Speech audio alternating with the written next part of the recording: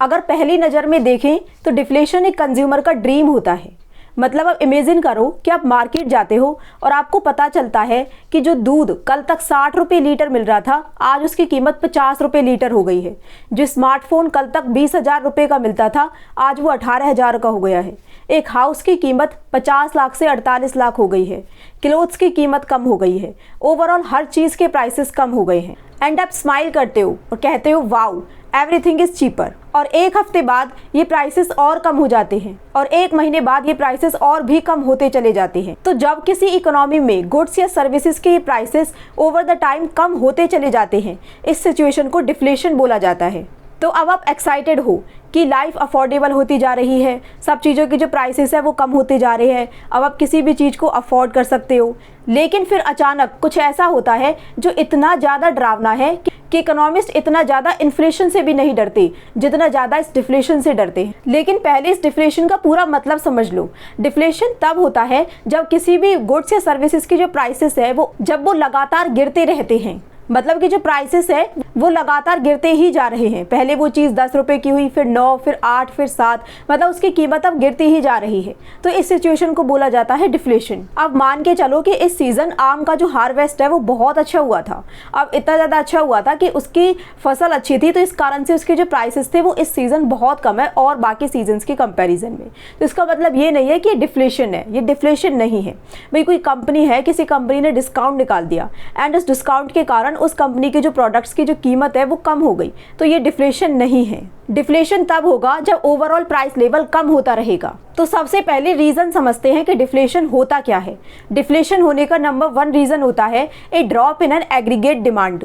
मतलब कि जब कंज्यूमर्स, बिजनेसेस एंड गवर्नमेंट अपनी मनी को स्पेंड करना बंद कर दे, मतलब कि अब वो डिमांड ही नहीं कर रहे हैं गुड्स या सर्विसेज की। सपोज करो कि हर कोई वरिड है कि रिसेशन आने वाला है, जॉब्स अनसर्टेन है एंड एक र्यूमर फैल जाती है कि जो जॉब्स हैं वो सबकी जाने वाली हैं। अब सारा काम मशीन्स करेंगे तो अब लोगों की फैक्ट्रीज को कोई ज़रूरत नहीं है, कंपनीज को कोई ज़रूरत नहीं है, तो सभी लोगों की जो जॉब्स है वो बिल्कुल जाने वाली हैं, सब अनएम्प्लॉयमेंट हो जाएंगे।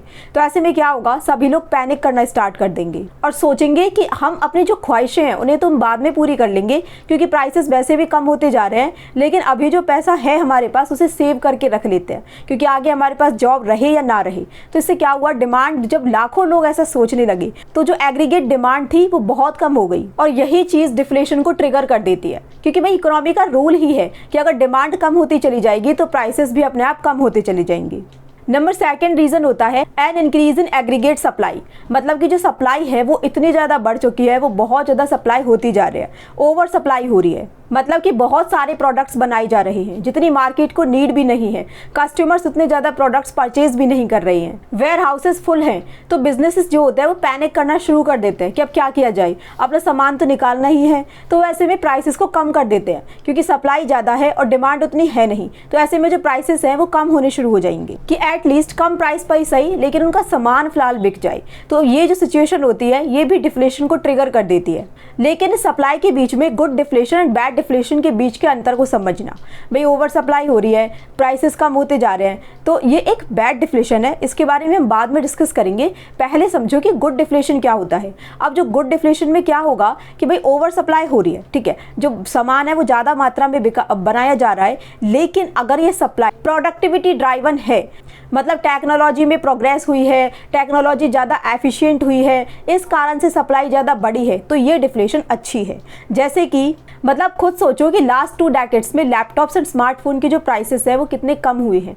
20 साल पहले के आप लैपटॉप्स एंड स्मार्टफोन के प्राइसेस के बारे में सोचो, वो कितने हैवी होते थे, कंप्यूटर्स कितने हैवी हुआ करते थे एंड फ़ोन की कीमत उस टाइम पर क्या हुआ करती थी। लेकिन जैसे जैसे समय आगे बढ़ता चला गया इनके प्राइसेस कम होते चली गई क्योंकि टेक्नोलॉजी ने इतना ज़्यादा अपडेट किया कि जिस कॉल पर, एक फ़ोन कॉल के लिए हमें कितना एक्सपेंसिव हुआ करता था उस टाइम पे, एंड एक GB इंटरनेट डाटा भी बहुत एक्सपेंसिव हुआ करता था। लेकिन जैसे ही टेक्नोलॉजी आगे आगे बढ़ी ये सभी के लिए इतने अफोर्डेबल हो गए कि अब ये सबकी एक डेली रिक्वायरमेंट बन गई है। तो ये एक गुड डिफ्लेशन है। तो अब बात करते हैं कि डिफ्लेशन बुरा क्यों है। मतलब इकोनॉमिस्ट की भले ही मॉडरेट इन्फ्लेशन हो जाए पर डिफ्लेशन नहीं होना चाहिए। देखो, एज अ कंज्यूमर हम लोअर प्राइसेस को बहुत पसंद करते हैं। आप खुद सोचो कि पेट्रोल सस्ता हो गया, खाना सस्ता हो गया, रेंट सस्ता हो गया, क्लोथ सस्ते हो गए, सब कुछ सस्ता होता जा रहा है। बहुत अच्छे, प्राइसेस घट ही तो रहे हैं, बढ़ थोड़ी ना रहे, तो इसमें बुराई ही क्या है। ठीक है ना, हर पर्सन कंज्यूमर है, हर पर्सन कुछ ना कुछ कंज्यूम कर ही रहा है। उसे मतलब वो मार्केट में जाता ही जाता है कि एटलीस्ट उसे अपने कंजम्पशन के लिए हर इंसान को कुछ ना कुछ चाहिए, चाहे एक छोटा सा बच्चा ही क्यों ना हो या चाहे एक बूढ़ा व्यक्ति ही क्यों ना हो। हर पर्सन को अपने कंजम्पशन के लिए एटलीस्ट रोटी, कपड़ा, मकान, ये तो चाहिए ही चाहिए। तो हर इंसान कुछ ना कुछ खरीद तो रहा ही है। लेकिन वो पर्सन एक कंज्यूमर होने के साथ साथ एक वर्कर भी है, या फिर एक सैलरी अर्नर है, या फिर एक बिजनेसमैन है, या फिर एक टैक्स पेयर है, या फिर एक फार्मर है। मतलब वो किसी ना किसी रूप में ऐसी सर्विसेज या ऐसे गुड्स प्रोवाइड कर रहा है जिसके थ्रू वो खुद की जो अर्निंग है वो कर सके। और जो डिफ्लेशन है वो यहीं से स्टार्ट होता है और यहीं से ही ये रियल प्रॉब्लम भी स्टार्ट होती है। लाइक डिलेड स्पेंडिंग, मतलब कि आपको पता है आपको एक कार चाहिए, ये कार आ रही है आज 50 लाख की, लेकिन डिफ्लेशन के कारण जो कीमतें हैं वो लगातार कम होती जा रही है। भाई आपको पता है कि एक महीने के बाद इस कार की कीमत 45 लाख रुपए रह जाएगी, तो आप उस कार को अभी क्यों खरीदोगे? आप सोचोगे कि क्यों ना एक महीने का इंतजार कर लिया जाए, उसके बाद इस कार को खरीद लेंगे 45 लाख रुपए में। अब अगला महीना आ जाता है, कार 45 लाख की हो जाती है। अब आप सोचते हो कि नेक्स्ट मंथ ये कार 40 लाख की हो जाएगी जब खरीदेंगे। तो इस प्रकार से आप अपनी जो स्पेंडिंग है उसको आप डीले करते चले जाते हो एंड लाखों लोग ऐसा एक साथ करते चले जाते हैं। तो क्या होगा? तो अब जब सामान को लेट खरीदेंगे तो बिजनेसेस हैं भाई, उनके पास तो सामान रखा हुआ है, उनके पास तो अनसोल्ड इन्वेंट्रीज उनकी रह ही जाएंगी। जब उनका सामान नहीं बिकेगा तो उनकी रेवेन्यू नहीं होगी, उससे उनका प्रॉफिट भी नहीं होगा। तो इससे क्या होगा? इससे उन्हें अपना सामान जो है वो सस्ता करना पड़ेगा ताकि एटलीस्ट उनकी जो सेल है वो हो, और इससे उन्हें कम प्रॉफिट होगा। तो अब उन्हें नीड होगी अपनी कॉस्ट को कट करने के लिए। इसके लिए सबसे पहले वो टारगेट करेंगे वर्कर्स को। अब वो ऐसे में अपने जो फिक्स्ड एक्सपेंसेस है उनको तो कट नहीं कर सकते। लाइक रेंट है भाई, वो तो पे करना ही पड़ेगा। आप चाहे फैक्ट्री में 1000 यूनिट्स बनाओ या 1 यूनिट बनाओ, रेंट आपको पे करना ही पड़ेगा। तो कुछ ना कुछ प्रोडक्शन जब हो ही रहा है तो आप रेंट, ऐसे फिक्स्ड एक्सपेंसेस जो है उनको आप कट नहीं कर सकते हो। ऐसे में कंपनीज क्या करती है, तो वो लेबर कॉस्ट को टारगेट करती है, या फिर जो एम्प्लॉय की जो सैलरी है उसको वो या तो फ्रीज कर देंगी या फिर उसको वो कम कर देती है। और इस सब से भी काम ना बने तो वो एम्प्लॉयज़ को ले ऑफ करना शुरू कर देती है, मतलब कि उन्हें ही जॉब से निकाल दो। मतलब कि जो अनएम्प्लॉयमेंट है वो बहुत ज़्यादा बढ़ जाता है। अब लोगों के पास जॉब्स भी नहीं है भाई, वो पहले ही वो डिमांड इतनी लेट कर रहे थे, अब उनकी जो जॉब थी वो ही चली गई। अब उनके पास पैसा ही नहीं है कि वो सामान मार्केट में जाके खरीद सके। अब बिजनेसेस को जो प्राइसेस हैं वो और ज़्यादा कम करने पड़ेंगे। तो ये एक लूप बन जाता है और इससे ये बहुत ही डेंजरस एंड एक डरावनी सिचुएशन बन जाती है, जिसे बोला जाता है डिफ्लेशनरी स्पाइरल। लेकिन इस डिफ्लेशन से और भी ज़्यादा नुकसान उन लोगों को होता है जिन्होंने डेट लिया होता है, मतलब कि जिन्होंने कर्जा लिया होता है। राहुल ने 10 लाख रुपए का लोन लिया हुआ था। वो सोच रहा था कि जब जैसे ही मेरी सैलरी है वो इंक्रीज होती रहेगी, मेरी सैलरी 50,000 रुपये है, वो 55,000 होगी, 60,000 होगी, तो जैसे वो इंक्रीज होती रहेगी मैं ये लोन पे ऑफ करता रहूँगा। लेकिन अब डिफ्लेशन आ जाता है। डिफ्लेशन के कारण उसकी जो सैलरी है वो कम हो जाती है।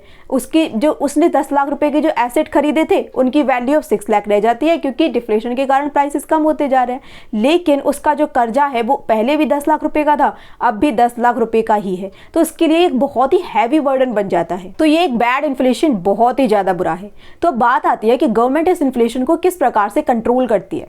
तो इसके लिए सेंट्रल बैंक मॉनेटरी पॉलिसी का यूज़ करती है, लाइक इंटरेस्ट रेट को कम करना। और इसके पीछे का लॉजिक यह रहता है कि जब लोगों को लगेगा कि उनके एफडीज पर, उनके सेविंग अकाउंट्स पर उन्हें ना के बराबर ब्याज मिलने वाला है, तो वो अपना पैसा बैंक में जमा कराएंगे ही नहीं। और जब वो अपना पैसा बैंक में जमा नहीं कराएंगे, वो सोचेंगे कि इससे अच्छा तो हम कोई कुछ खरीद ही लेते हैं, इससे अच्छा हम अपने पैसे को स्पेंड ही कर लेते हैं। तो वो पैसा इसके थ्रू वो मार्केट में आएगा। और इसी तरीके से जब वो इंटरेस्ट रेट अब कम हो गई है तो अब जो बैंक है वो कम रेट पर लोगों को लोन देना शुरू कर देंगी। तो इससे क्या होगा, लोग ज़्यादा से ज़्यादा लोग ज़्यादा से ज़्यादा लोन लेने के लिए इनकरेज हो जाएंगे कि भाई हम लोन ले लेते हैं, क्योंकि इस पर जो इंटरेस्ट रेट है वो नेग्लिजिबल है, ठीक है। तो वो ज़्यादा से ज़्यादा वो लोन लेंगे, उससे वो ज़्यादा से ज़्यादा स्पेंड करेंगे और मार्केट में पैसा आएगा। सेकेंड वे होता है क्वांटिटेटिव ईजिंग, मतलब कि सेंट्रल बैंक कमर्शियल बैंक से कॉर्पोरेट बॉन्ड्स खरीद लेती है। भाई उन्होंने कॉर्पोरेट बॉन्ड्स खरीदे तो उसके थ्रू उन्होंने जो बैंक है, बैंक को उन्होंने पैसा दे दिया, भाई आप हमारी जो कॉर्पोरेट बॉन्ड्स है आपको वापस कर दो और हम आपको आपका पैसा वापस कर देते हैं। तो इससे वो क्या करते हैं, वो बैंक बैंकिंग सिस्टम में पैसे को इंजेक्ट कर देते हैं, जिससे कि कमर्शियल बैंक के पास पैसा आ जाता है और वो लोगों को लोन देना शुरू कर देते हैं।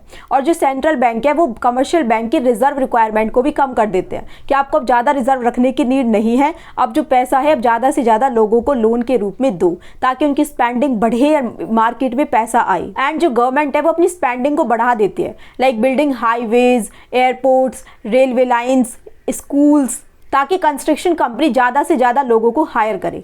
गवर्नमेंट ने एक प्रोजेक्ट दे दिया एक कंस्ट्रक्शन कंपनी को कि आपको एक हाईवे बनाना है, तो उसके लिए उस कंस्ट्रक्शन कंपनी को बहुत सारे लेबर्स की नीड होगी, इंजीनियर्स की नीड होगी, आर्किटेक्ट की नीड होगी। तो इससे इन सभी लोगों को काम मिलेगा, मतलब कि एम्प्लॉयमेंट बढ़ेगा एंड इन सभी लोगों के पास पैसा आएगा। And second, government income tax, corporate tax, consumption tax, इन सभी टैक्सेस को कम कर देती है ताकि लोगों के पास लास्ट में पैसा ज़्यादा बचे और वो ज़्यादा से ज़्यादा पैसे को इस्तेमाल करें। तो डिफ्लेशन केवल प्राइसेस के कम होने के बारे में नहीं है, इससे इकोनॉमिक एक्टिविटीज़ भी बहुत ज़्यादा स्लो डाउन हो जाती है। यह एक ट्रैप बन जाता है जिसके कारण इकोनॉमी में एक स्टैग्नेशन आ जाता है।